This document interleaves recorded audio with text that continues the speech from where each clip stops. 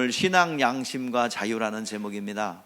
다른 말로 하면 율법과 자유 이렇게 볼 수가 있습니다. 그러니까 제목에 있다시피 신앙 양심은 율법에 의해서 형성된 것이라 보고 또 진리에 의해서 자유함을 누린다는 것으로 이해하시면 되겠습니다. 우리 신앙생활은 말 그대로 신앙, 하나님을 추앙하고 앙모하고 높여드리는 거야. 이것을 믿음의 삶이라고 하는 것입니다. 믿음을 얻어 영혼이 살아난 다음에, 예수 믿었잖아요. 영혼이 살아났어요. 맥박이 뛰기 시작했고 영적 호흡을 하기 시작한 생명을 얻게 된 것입니다. 그것을 다시 태어났다, 거듭났다라고 이야기하죠. 그래서 그 다음부터는 그동안은 먹고 입고 자고 그리고 눈으로 보이는 돈 벌고 성공하고 이런 것만 관심을 가졌다고 한다면, 이제부터는 믿음을 가졌다고 한다면 날로 말하면 7일에 완성되었지만 이제는 성회로 모이는 8일째 삶을 살고 있으며 또 영적 삶을 살고 있다라고 보시면 됩니다. 이제는 내 영혼을 위해서 사는 삶이 되는 거예요. 여러분, 육체를 위해서 살면 그 수명은 얼마나 될까요? 강건하면 70 또는 강건하면 80인데 그때 되면 이제 80 넘어가면 그때부터 뭐예요? 숨은 붙어 있어도 거의 어때요? 80 넘어가면 어렵죠? 예. 어떤 건설적인 것보다는 소모가 많고 그냥 자녀들에게 그냥 있어주는 것, 그래서 구심점이 되는 것, 이 정도죠. 80 넘어가면 실질적으로 어찌 보면은 그냥 살아있는 거라고 볼 수 있어요. 그냥 목숨만 붙어 있다고 볼 수 있습니다. 또 노인들에게 자칫 잘못하면 오해할 수 있으니까 조심스럽습니다. 그러나 실제가 그렇습니다. 이제 내 영혼을 위해서 이제 움직여 나가는 거야. 우리가 예수를 믿음을 가졌는데 이것은 사람이 믿고 싶어서 믿은 게 아니라 하늘로부터 내려온 계시로 믿게 된 거예요. 하나님 믿게 해주신 거예요. 아무리 믿으려고 발병져도 안 믿어집니다. 그때부터 이제 믿음은 옵션으로 가지고 있는 장기구가 아니에요. 믿음을 사용해야 합니다. 하나님께서 우리에게 요구하는 것은 하늘문을 열어놓고 믿음의 값을 내고 포도주와 젖을 사라고 말씀하고 있어요. 그러니까 믿음만 내놓으면 이 예수 그리스도라는 그 마스터키, 그걸 가지고 홈이 뚫려 있는 믿음의 방향이 있어요. 구원 얻는 믿음도 있고 역사를 일으키는 믿음도 있고 물건을 여는 믿음도 있고 은사와 능력을 믿는 그런 그 열쇠의 홈이 다 달라요. 이게 믿음의 홈이에요. 예수 그리스도의 이름의 본질의 열쇠를 가지고 이제 홈이 뚫려 있는 믿음의 분량대로 큰 문도 열 수 있고 작은 문도 있고 물건도 또 능력도 열 수가 있는 거예요. 재능도 열 수 있는 거예요. 오늘 여러분 다시 한번 믿음은 사용하는 겁니다. 믿음을 사용하세요. 우리에게 큰 무기는 뭡니까? 믿음입니다. 믿음을 사용해야 합니다. 우리 오늘 이 시간 믿음은 항상 말씀을 근거로 하고 있죠. 그 말씀을 근거로 한 믿음을 사용하지 않으면 우리는 아무 소용없어요. 근데 오늘 이 자리에 이렇게 앉아 있잖아요. 근데 오늘 이 자리에 한 말씀이라도 들으려고 막 해야죠. 오늘 때웠다. 오늘 그냥 어디 가자니? 일부 예배 드리시는 분들 혐의점이 다분해요. 왜? 빨리 때우고 어디 가려고. 어디 가는 것 좋은데 오늘 이 시간 때우려는 마음 하지 마시고 오늘 이 시간 한 말씀이라도 내가 듣고 갈 거야. 어딜 가든지. 예. 그 한 말씀이라도 듣고 가시기를 바랍니다. 그 사모함을 가져야죠. 2부 예배들이나 1부 예배들이나 때우려고 하지 말고, 그래서 그냥 가면은 나를 사람들이 어떻게 볼까, 그냥 가면 또 사고 나면 어떡하나, 그런 두려움에서가 아니라 오늘 이 시간 내가 부득이하게 일부로 드리고 일을 봐야 되지만 오늘 이 시간 내가 기필코 하나님 말씀을 듣고 하나님을 예배할 거야. 그런 전투적인 마음을 가지고 오늘 이 자리에 임하시면다면 하나님께서 은혜를 베풀어 주실 줄 믿습니다. 육체가 앉아 있어서는 안 돼요. 영혼이 앉아 있어야 됩니다. 신앙 양심은 이스라엘이 이제 가지고 있는 건데, 오늘은요 신앙 양심과 일반 양심 그리고 자유가 무엇인지를 우리가 좀 알고자 합니다. 신앙 양심은요 구약의 이스라엘 백성들이, 구약 성도들이 가지고 있었어요. 우리는 이방인들이죠.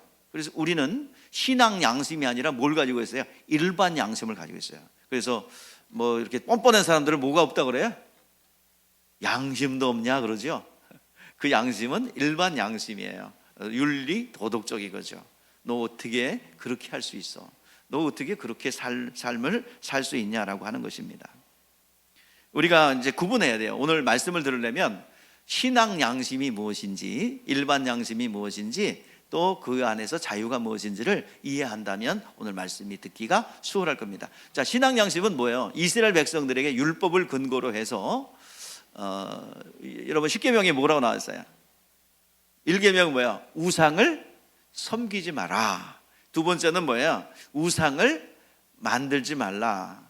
그 다음에 세 번째는 뭐예요? 여호와의 이름을 망령되이 일컫지 말라. 네 번째 계명은 뭐예요? 안식일을 거룩하게 지키라. 그게 이제 하나님에 대한 1계명부터 4계명까지예요. 그리고 5번째 계명부터 10번째 계명까지 6개 계명은 사람들에 대한 계명, 부모를 공경하라부터 시작해서 도둑질 하지 말라, 간음하지 말라 등 윤리 도덕과 비슷합니다. 일반 양심과 비슷해요. 자, 그게 이제 이스라엘 백성들이 신앙 양심이 있기 때문에 우상을 숭배하면 뜨끔하고, 우상에 우리도 지금 있는 거예요. 우상을 숭배하고 제사를 드리려면 뜨끔뜨끔 되는 게 뭐가 들어온 거예요? 지금 신앙 양심이 들어온 거예요. 자, 그전에는 어땠어요? 신앙 양심이 들어오기 전에는 뭔 일 있는데? 혹시 재수가 부정 탔나? 어디 좀 훌륭한 무당 없나? 그래가지고 가서 뭐야? 손도 내밀어 보고, 또 가서 뭐 생년월일도 대보고, 또 연초에 토종 비결도 보고, 그리고 또 일반적으로 화투를 가지고 오가도 띄워보고, 뭐 그런 거 막 마음대로 해도 그냥 재미라고 생각했지 그것이 죄라고 생각하지 않았어요. 그러나 신앙 양심이 들어오면서 이제 그런 거 잘 안 해요. 뜨끔뜨끔 돼서 안 해요. 그래서 혹시라도 제자 음식 뭐가 들어오지 않았나? 제사 지냈던 음식 이런 게 뭐가 들어오기 때문에 신앙 양심이 들어왔죠. 그 전에는 일반 양심만 있었기 때문에 도둑질 안 하면 됐고, 간음 안 하지 않았으면 됐어요. 그냥 신앙이나 일반 양심만 있었어요. 그러면 결론적으로 우리 일반 양심도 또 신앙 양심도 아무리 잘 지켜도 우리는 자유로울 수 없어요. 죄에서 자유로울 수 없어요. 오늘 제목이 뭡니까? 신앙 양심과 자유죠. 신앙 양심과 일반 양심을 아무리 잘 지키고 도덕적이라 할지라도 뭐는 해결할 수 없어요? 죄 문제 해결할 수 없어요. 오직 죄의 문제 해결하여 자유를 주는 것은 예수를 믿는 믿음이야. 그것밖에 없어요. 그렇게 결론 내려놓고 혹시라도 졸더라도 이제 말씀 다 들은 것처럼 되는 겁니다.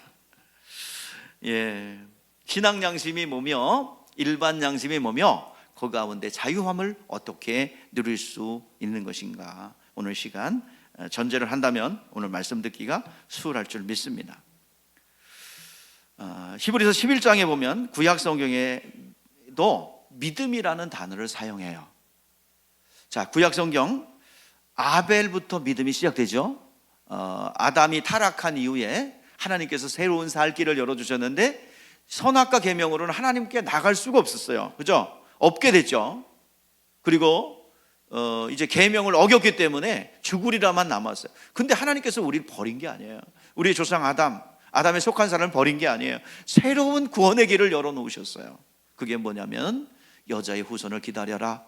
그리고 여자의 후손이 기다리는 그분께서 너희들은 가죽옷을 입혀서 너희의 부끄러움과 허물과 그리고 보호받지 못하는 것으로부터 너희들을 보호할 거야. 대속에 대한 예언을 하고 있어요. 그분을 기다려 사는 거야. 그것을 뭐라고 그래요?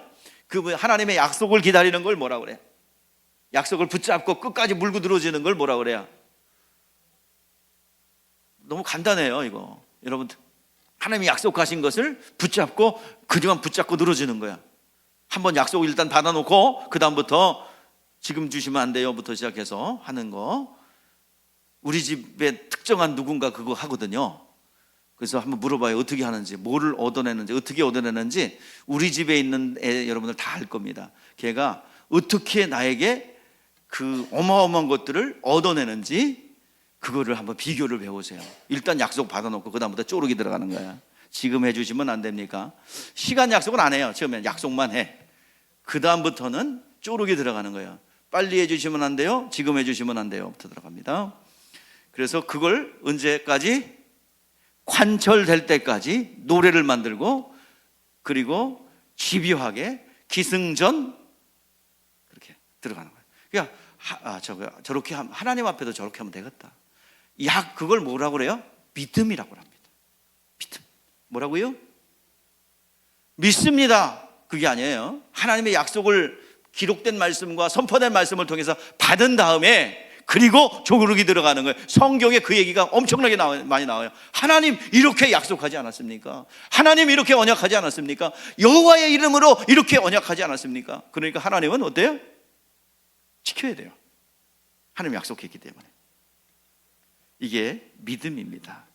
믿음은 바라는 것들의 실상이요 보이지 않는 것들의 증거니 선진들이 이로써 증거를 얻었느니라.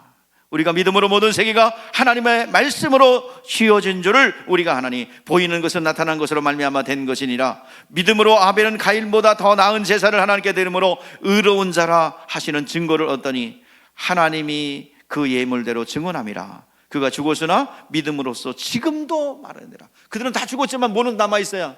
믿음은 남아서서 우리에게 믿음을 전수해 주더라는 것이에요. 그들의 믿음은 증거를 받았으나 약속을 받지 못했기 때문에 우리의 믿음으로 말미암아, 그 믿음이 어떻게 했어요? 실상에 대해서 나왔죠. 그게 예수 그리스도예요. 그래서 우리가 실질적으로 구원받았어요. 그래서 그들의 믿음이 우리를 통해서, 신약의 성도를 통해서 완전하여 지는 것입니다. 그래서 믿음이 오기까지 갈라디아서의 말씀에 보면은 믿음이 오기까지, 그러니까 믿음이 오기까지 뭐예요? 구약 성경도 믿음인데 믿음으로 인하여 자유가 오기까지. 자, 율법 아래서 매인받았고 그리고 계시된 믿음이 될 때까지 갇혔느니라. 그래서 그들을 꽁꽁 묶어서 어디다 갖다 놓는 거예요. 예? 자, 믿음이 오기까지. 그러니까 믿음으로 뭐가 오기까지야? 이거는 믿음으로 뭐가 오기까지? 자유가 오기까지. 믿음으로 말미암아 자유가 오기까지. 율법은, 신앙 양심은 우리를 꼭꼭 묶어서 어디로? 초등교사, 몽학 선생이 되어서 어디다 갖다 놓는 거예요? 예? 어디다가? 예수께로. 그죠? 그래서 진정한 자유를 주는 예수께로 인도하는 것입니다. 그래서 구약 성경에 나와 있는 구약 성도들도 믿음이라고 그래요. 무슨 양심을 가지고? 예? 신한 양심을 가지고 우상을 숭배하지 않고 하나님을 섬겨요. 또 믿음을 주기 위해서 율법도 주셨어요. 그래서 하나님을 섬겨요. 그리고 복음도 믿음을 주는 거예요. 예수님께서도 복음을 우리에게 주셨는데 그것도 믿음을 주기 위해서입니다. 자, 율법으로 신앙 양심, 율법을 통해서, 신앙 양심을 통해서 이스라엘 백성들에게 준 믿음은 뭐예요? 하나님은 살아계시구나. 하나님은 살아계시구나. 홍해 바다가 갈라지고 만나가 내리고, 하나님은, 우리가 믿던 하나님은 전능하신 분이고, 우리가 믿는, 우리 조상들이 믿는 하나님은 살아계신 하나님이다. 야, 살아계시구나. 실질적으로 경험했어요. 그들은 믿음을 가졌어요. 그래서 하나님을 어떻게 섬겨야 되느냐, 그런 살아계신 하나님을 어떻게 섬길 것이냐. 그들은 신앙 양심, 율법을 가지고 하나님을 섬겼어요. 하나님의 뜻대로 섬겼어요. 그러나 그들은, 그들의 섬김은 뭐예요? 벌 받을까 봐 무서워. 어기면 어떻게, 즉시 뭐가 와요? 보응이 오죠. 그러니까 하나님을 두려운 마음으로 섬겼어요. 섬겼어요. 창조주 하나님, 유일하신 하나님에 대한 믿음을 가졌어요. 그러나 그 짐승의 피가 그들의 죄를 없이 할 수 없어요. 그냥 두려운 마음으로 섬긴 거예요. 자유가 없어요. 영혼의 자유가 없어요. 짐승이 죽는 것을 보면서. 그러니까 왜 자유가 없냐? 율법은 몇 가지, 아까도 얘기했죠. 신앙 양심 몇 가지로 지금 돼 있어요? 10가지를 중심으로 퍼져나갔는데 몇 가지가 됐냐면 613가지가 됐어요. 시행식을 딱 정하니까. 어찌 보면은 오늘날 그 10계명은 우리나라 헌법과 같고, 거기에 헌법을 기초로 한 법률, 법령들이 있죠. 그 밑에 뭐가 있어요? 지방자치법 또는 대통령령, 국무총리령, 지방자치단체법 등들이 있죠. 그것처럼 10계명은 딱 기둥과 같아요. 10계명을 근거로 이제 하나님을 섬기는 법이 나오는 거예요. 그런데요, 사과 맛에는 무슨 맛이 있을까요, 여러분들? 사과 맛은, 사과는, 자, 일단 기억나는 것만 얘기해. 뭐 정답을 얘기하라 소리는 내가 안 해요. 사과 맛에서는 어떤 맛이 날까요? 처음에 단맛, 신맛, 또 뭐야? 떫은 맛? 이상한 사과만 어디서 드시는 것 같아요.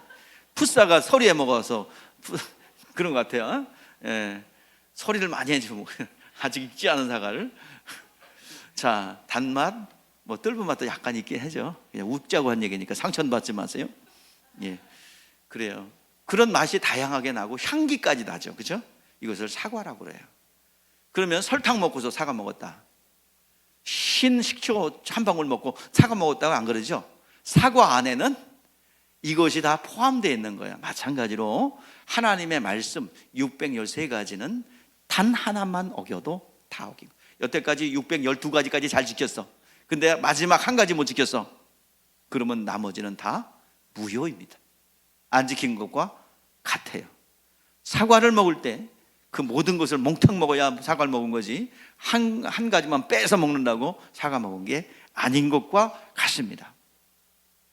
율법의 믿음은 자유를 주지 못합니다. 왜냐하면 거기는 용서가 없고 아직 대속자가 오질 않았어요. 단지 있다면 짐승이 대신 죽어줌으로 비유와 상징만 있을 뿐이에요. 그러니까 하나님 그 율법을 어기면 바로 징계가 오고 봉이 오니까 무서워 그러고 섬기는 거예요. 이것을 구약 성도들의 믿음입니다. 창조주 하나님, 살아계신 하나님, 하나님의 살아계심을 믿습니다. 자연 만물을 통해서, 자연 만물을 보니까, 과학 이론을 보니까, 창조과학의 이론을 설명을 들어보니 하나님이 살아계시다. 구원 못 받아요. 구약 성경의 신앙 양심을 통해서 하나님의 살아계심을 경험했지만 죄에서 자유함을 얻을 수 없고, 오늘 이 시간 우리가 죄에 해결될 수 없어요. 오직 죄에서 자유함을 주는 것은 예수 그리스도를 믿는 믿음입니다.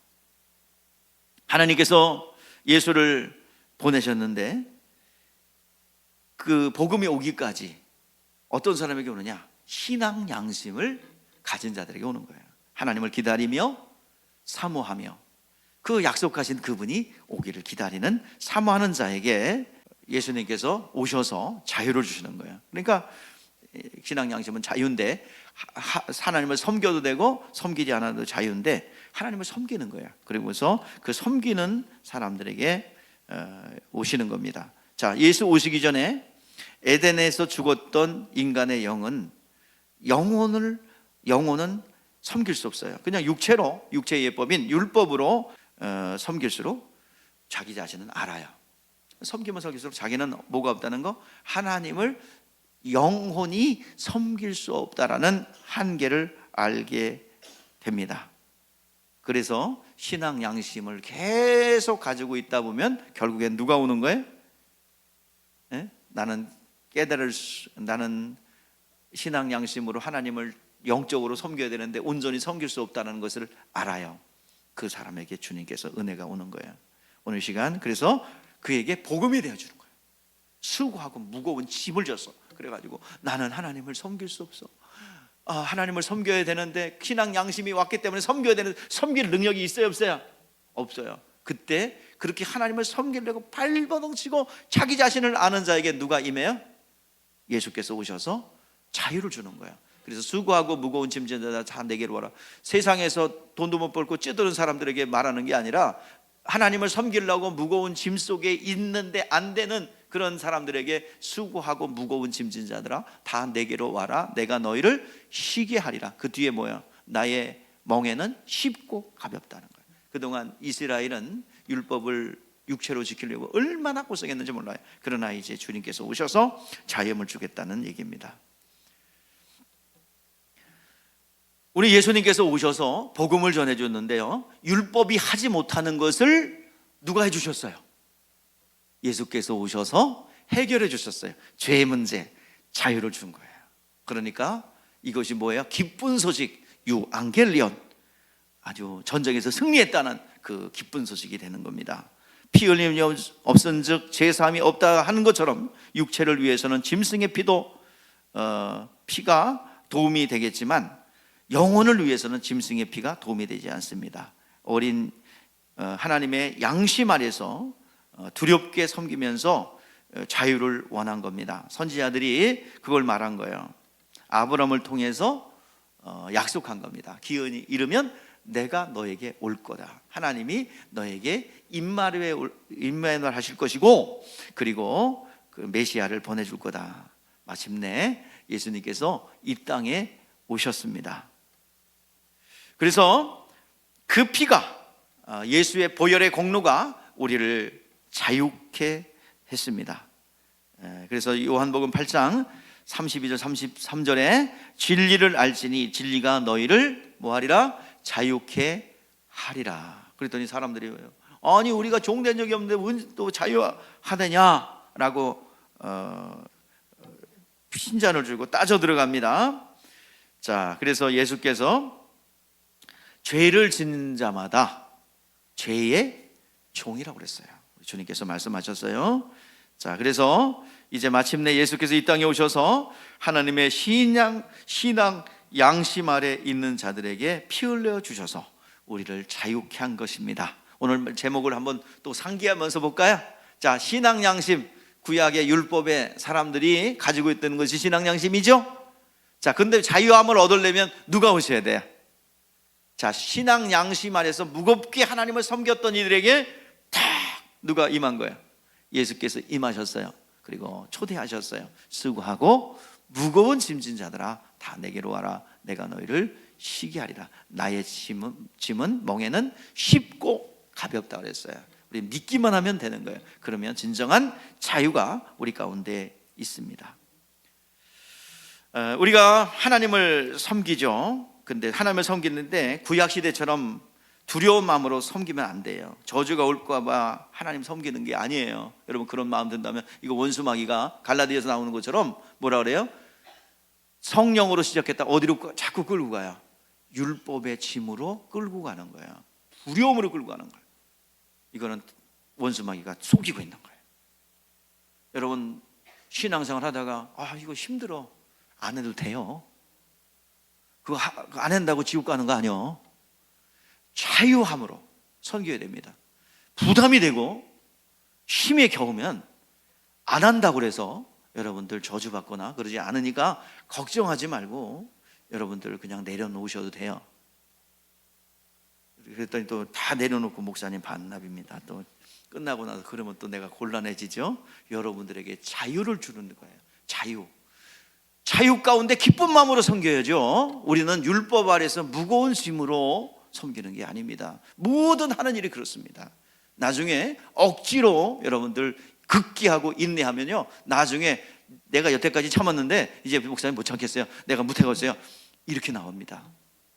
내가 여태까지 참았는데 이제 참아온 게 아니라 벨러 온 겁니다. 베르고 있던 거예요. 그러니까 여러분 기쁜 마음으로, 우리는 자유자입니다.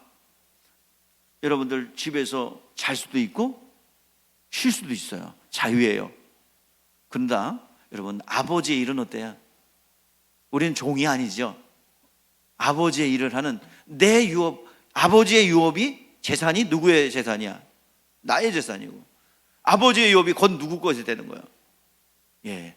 근데 아버지 것을 하고 있으면서 품속 주세요 그러면 뭐야? 나는 자녀인데도 뭘 달라는 거야? 종으로 살아가겠다고 강등하는 겁니다. 오늘 여러분 우리는 자유자로서 정말 놓을 수는 있고 안 할 수도 있지만 자유자지만 우리는 하나님의 기쁨이 무엇인지를 알기에 영적 효도를 하는 거예요. 사람들이요, 하나님을, 자유자는 하나님을 마음껏 섬기거든요.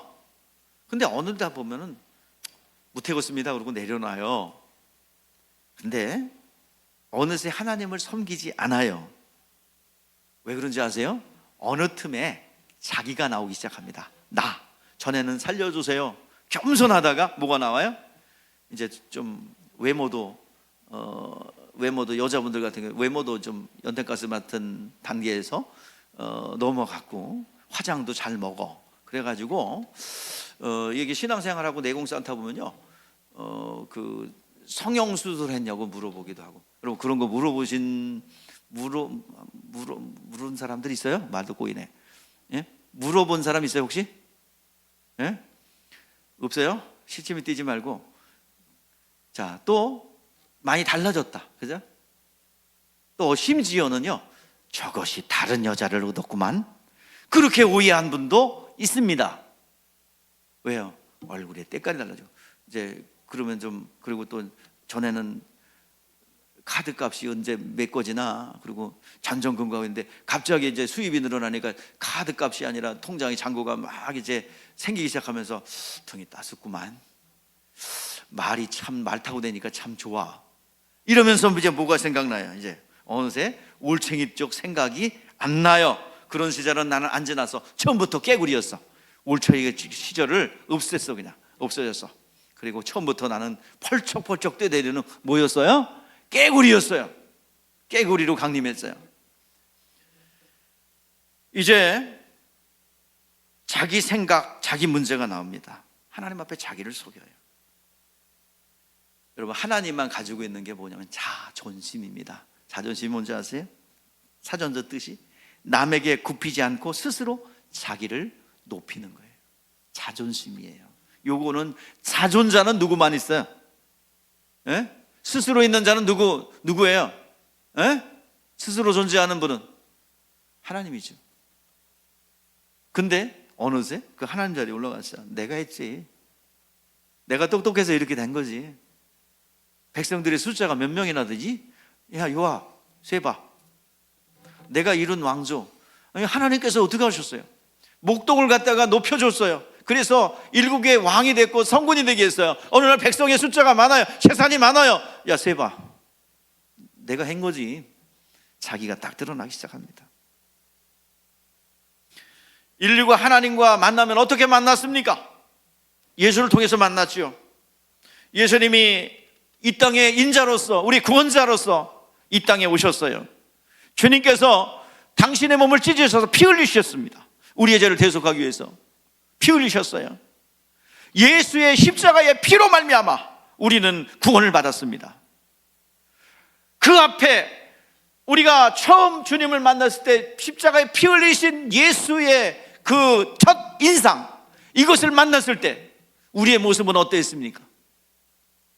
우리의 모습은 죄인이었습니다. 멸망할 수밖에 없었어요. 원수마귀에 끌려다녀 다 털렸어요. 강도 만난 자였어요. 단 하나도 의로움이 없는, 정말 은혜가 없이는 살아갈 수 없는, 정말 어둠의 권세에 밥이 돼서 이리 끌려다니고 저리 끌려다니고 사람들에게 치고 그리고 이리저리 헤매고 다녔던 모습입니다. 거의 강도 만나 쓰러져 죽어가는 그런 사람이었습니다. 사마리아 사람을 만나 이제 교회에 주막에 옮겨 놓았어요. 누가요? 주님께서요. 전도자를 통해서요. 근데 어느새 내가 했지. 나는 올챙이 시절 없었어. 나는 처음부터 깨구리로 강림했고 펄쩍펄쩍 처음부터 떠내렸지. 잊어버렸어요.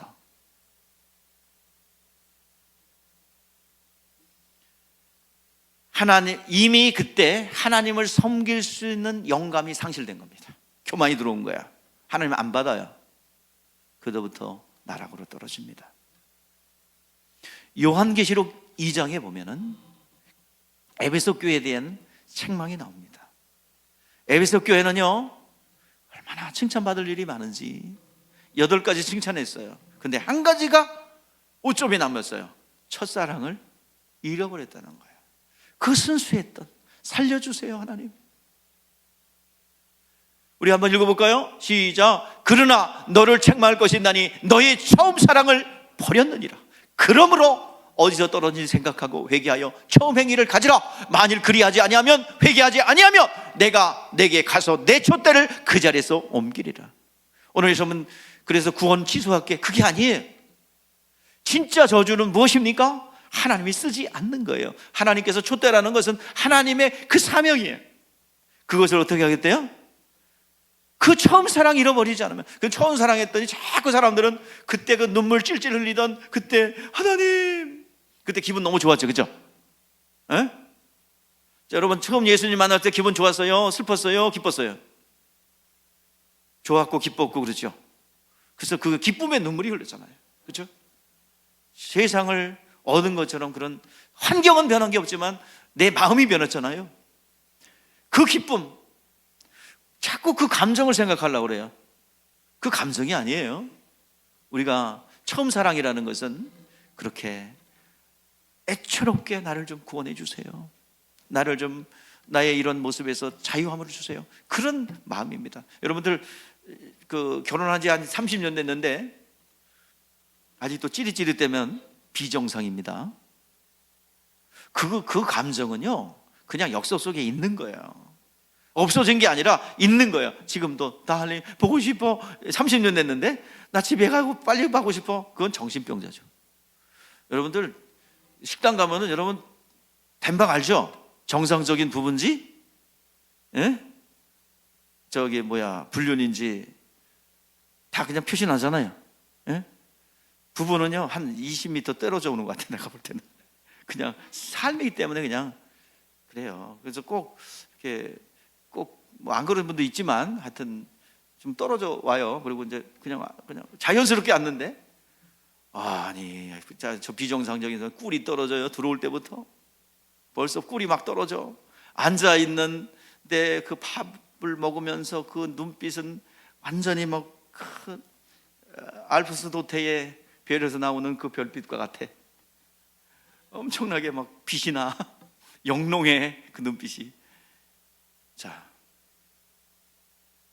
결혼한 지 10년, 20년 됐는데 그러면 이거는 정신병이에요. 그랬다고 해서 그거 다 식은 건 아닙니다. 역사 속에 있어요. 있지만 표시만 안 나는 거죠. 왜? 가족이잖아요. 하나잖아요. 여러분 손가락 보고서 아이고 손가락 너무 사랑해 달링 그럽니까? 그냥 쓰잖아요, 손가락. 그죠? 눈 내가 너무 사랑해. 내 눈이 너무 예뻐. 눈을 사랑해. 그러지 않잖아요. 마찬가지입니다. 우리가 처음 사랑, 이 처음 사랑은 여러분들 그 처음에 갔던 순수한 영혼을 구원하려는 그런 마음을 말합니다. 처음 사랑, 예수를 만난 그곳에서 한 발자국도 우리는 변질돼서는 안 될 줄 압니다. 항상 하나님 앞에 나는 죄인입니다. 나는 의가 없습니다. 은혜가 필요합니다. 오직 예수 피와 공로로 내가 구원받았습니다. 그걸 잃어버리는 순간에 나는 처음부터 깨구리로 태어났고 깨구리로 존재하며 나는 올챙이 시절을 뛰어넘은 그런 존재라고 잃어버리는 거예요. 하나님을 섬기지 않아요. 오늘 시간 자존심이 나오고 또 내가 나오면 하나님 앞에 제외되는 거예요. 교회는 하나님을 섬기고 변화가 되고 자유자, 생명을 가진 자들이 교회입니다. 그때부터 성령이 임재하셔서 그를 성령이 이끌어 가시고 양육합니다. 자, 모세를 통해서 율법을 받았죠. 자, 율법을 받았는데 신앙 양심을 가졌어요. 자, 신약 성도들, 이방인들, 주로 신약 성경은 이방인들로 구성되어 있죠. 우리들입니다. 우리들은 뭘 가졌어요? 신앙 양심이 아니라 무슨 양심? 일반 양심만 가지고 있었어요. 그래서 도덕적으로 죄를 지으면 부모를 안 섬기거나 도덕질하거나 그러면 마음이 찔리죠? 이거 뭐가 가진 거야? 일반 양심을 가진 겁니다. 그래서 이제 하나님께서 이제 일반 양심을 가졌는데 이스라엘 백성들이 가진 신앙 양심은 10계명이라고 했죠? 1계명부터 5계명까지가 4계명까지가 신앙 양심이고 5계명부터는 일반 양심과 같아요. 자, 그래서 그들은 안식일을 막 철저히 지키고 우상도 숭배하지 않고 여호와의 이름을 막 함부로 부르지 말라고 그랬으니까 여호와의 이름이 나오면 뭐라고 바꿔 부르냐면 아도나이라고 불러요. 주여라고 불러요. 여호와 이름 망령되 이꽂지 말라 그랬으니까 아도나이라고 불렀어요. 그 정도로 아주 잘 섬겼습니다. 그런데 뭐가 없어요? 여전히 그렇게 잘 섬겼는데 자유가 없어요. 무서워요. 피 흘림이 없은즉 죄사함이 없다라고 했어요. 근데 예수님 오셔서 이제 자 로마서 8장 1절 2절 말씀에 뭐라고 그랬냐면 그러므로 그리스도 예수 하는 자에게는 결코 정죄함이 없나니 그리스도 예수 안에는 무슨 법? 생명의 성령의 법이 뭐야? 죄와 사망의 법에서 너를 해방하였습니다. 여기서 죄와 사망의 법은 뭐야? 이거는 율법이에요. 율법. 즉 신앙 양심을 가지고 두려운 마음으로 자유가 없지만 하나님을 의무감에서 섬긴 것입니다. 이제 법이 있기 때문에 에덴 동산에서 범죄하여 멸망할 수 있는 것은 그 법안이 있기 때문에 법이 정죄했고 법이 있기 때문에 죄가 죄로 드러난 거예요. 그래서 예수 오셔서 이제 자유케 하는 값을 지불했어요. 에덴에서 먹었던 선악과 사망의 법이 들어왔는데 그것을 생명의 성령의 법으로 오신 예수님께서 그걸 모두 담당하셨어요. 그래서 우리를 자유케 해놓았습니다. 율법이 계속 요구하는 건 뭐예요? 의나 와라, 피 내놔, 피, 생명 내놔, 이거 갚으려면 생명 내놔 라고 율법이 요구하는 거예요. 그 비유와 상징으로. 그래서 소 잡고 양 잡고 비둘기 잡고 피 내놔, 피, 생명 내놔, 그래야 너희들 사함받을 수 있고 완전해져. 근데 그것을 담당하시고 충족시켜 주신 분이 누구예요? 예수님 오셔서 완전한 잼을 되어주셔서 피 흘려 죽으시고 부활을 하셨습니다. 그래서 완전한 것을 채워주셨어요. 그래서 신앙 양심이 없는 사람들은 일반 양심만 있기 때문에 무슨 문제가 생기면 전 보러 가고 뭘 보러 가고 또 뭐 이름도 장명소에 가서 짓고 막 가서 별짓 다 하죠. 그래도 꺼리낌이 없어요. 왜? 뭐가 없기 때문에? 신앙 양심이 없기 때문입니다. 우리는 이제 뭐를 가지고 있어요? 일반 양심만 가지고 있지만 이 신앙 양심을 포함해서 자유를 한꺼번에 받을 수 있는 것이 바로 회개입니다. 회개. 나는 죄인입니다. 은혜가 필요합니다. 예수 공로 필요합니다. 그리고 예수 공로를 받아들이는 거예요. 그게 회개와 믿음이에요. 그러면 우리에게 들어오는 거예요. 자, 길을 가고 있는데요, 모르는 사람이 갑자기 여러분에게 막 달려와서 조그만 애가 아버지 그러면 어떻게 해? 또 엄마 그러면 어떻게 할 거야? 어떻게 할 거예요? 여러분들 한번 생각해 보세요. 어느 날 갑자기 길을 가고 있는데 모르는 애가 찾아와서 아버지 막 그랬어요. 그럼 어떻게 할 거야? 그럼 받아줘? 그래, 내 자식이구나. 그 받아줍니까? 아니죠. 그래, 내 어머니 그러니까 어머니 받아줘요? 아니죠. 얘가 미쳤나 왜? 예? 내가 어쩌게 너네 아버지야? 내가 어쩌게 너네 엄마야? 뭐 그래야 되죠. 그러면 가만히 있으면 어떻게 해요? 사람들이 아는 사람들한테 쳐다보겠죠. 근데 반드시 아버지와 어머니로 부르려면 진짜 낫든지 아니면 법적으로 입양을 해요. 법적으로 호적에 등록하여 입양을 하든지 해야 합니다. 그래야 부를 수 있는 거죠. 자, 이와 같이 우리는 법적으로 하나님을 아버지라 부를 수 있게 됐어요. 처음부터 교회 오자마자 하나님 아버지 그러지 않잖아요. 그죠? 체험하고 그러다 보니까 친밀한 관계를 체험하고 나서 하나님 아버지 그렇게 자연스럽게 나와요. 왜요? 경험된 관계이기 때문에 그렇습니다.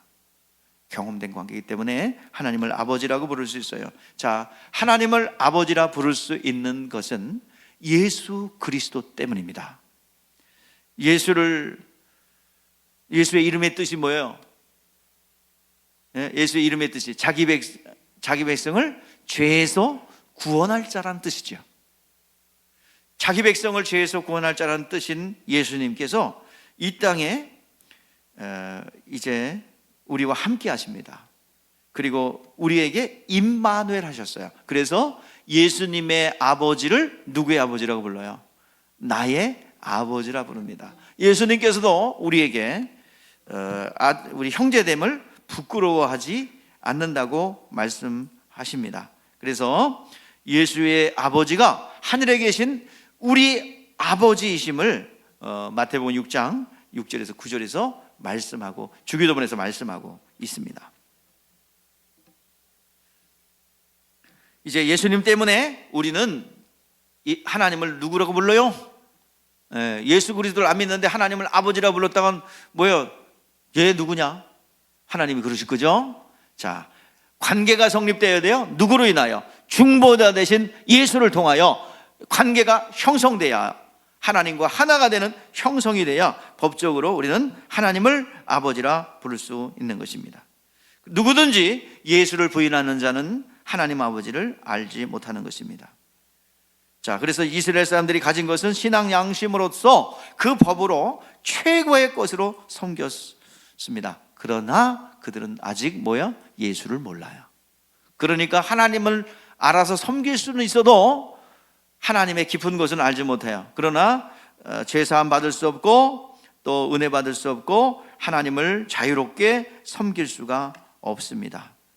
그래서 이방인들 예수를 믿는 그 순간에 우리들 무슨 뭐만 가졌어요? 우리는 뭐만 가지고 있었어요?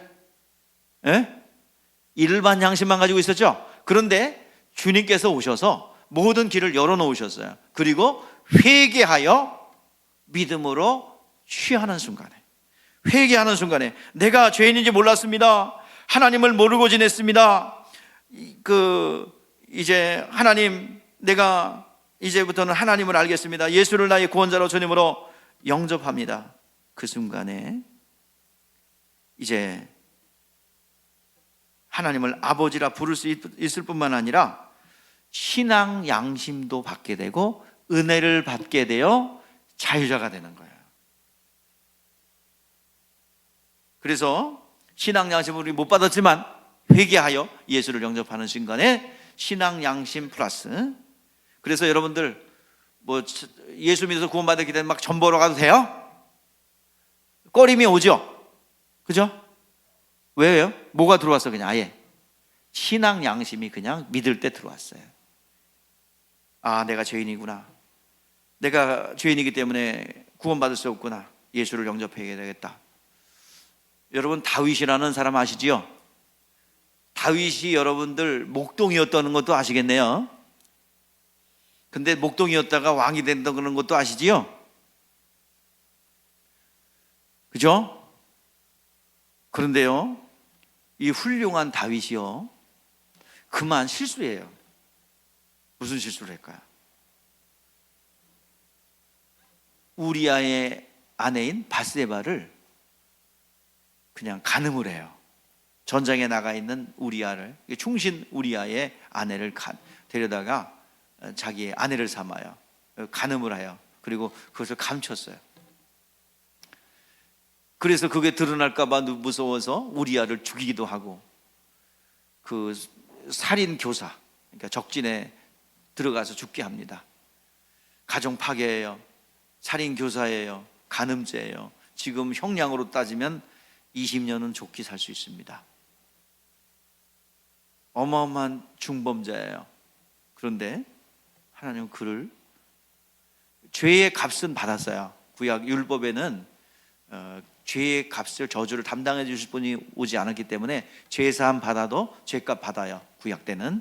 근데 신약 때는 아니에요. 신약 때는 죄의 저주까지 담당하신 분이 오셨기 때문에 죄를 회개받은 것은 절대로 죄값 안 받습니다. 다 그분이 담당하셨어요. 그것 때문에 불공평해서 예수 못 믿겠다면 믿지 말아야 됩니다. 그게 왜 안 믿을 이유예요? 제사함 준다는데, 은혜를 준다는데. 실질적으로 강호순도 구원받을 수 있다라고 그래서 꼭 성질나고 교회를 나갔어요. 나갔어. 그런 사람은 어디 가야 된다는 거야? 지옥 가야 된다는 거야? 아니에요. 구원의 문제는 극악무도한 범죄자랄지라도 쉽게 열어놓았습니다. 그것이 뭐예요? 은혜예요. 다윗이 그렇게 극악무도한 범죄했음에도 불구하고 끝까지 하나님께서 선고서로 남게 한 것은 뭐예요? 그가 죄인인 것을 인정했어요. 자, 그런 고백을 합니다. 시편 51편 5절 말씀해 보니까 그런 고백합니다. 자, 한번 같이 읽어볼까요? 5절 시작. 내가 죄악 중에서 출생하였음이며 어머니가 죄 중에 나를 잉태하였나이다. 원래부터 나는 죄인으로 태어났고 죄인으로 존재합니다라는 것을 인정하는 거야. 그리고 이 다윗은 주께서 제사를 기뻐하지 아니하시나니 그렇지 아니하면 내가 드렸을 것이라. 주께서는 번제를 기뻐하지 아니하시나이다. 하나님께서 구하시는 제사는 상한 심령이라. 하나님이여 상하고 통해하는 마음을 주께 멸시하지 아니하시리이다 라고 자기의 마음을 쏟아놓았고, 그가 소원은 뭐예요? 이렇게 징계를 받는다. 죄인을 고백하면 어떻게 돼요? 징계 받아야 되죠? 징계를 받는다 할지라도 나는 뭐예요? 주의 성신을 내게서 거두지 마소서. 진짜 무엇을 구해야 되는지를 아는 거예요. 오늘 시간 죄인임을 인정하고 죄를 자복하고 예수 공로 믿고 시인하게 되면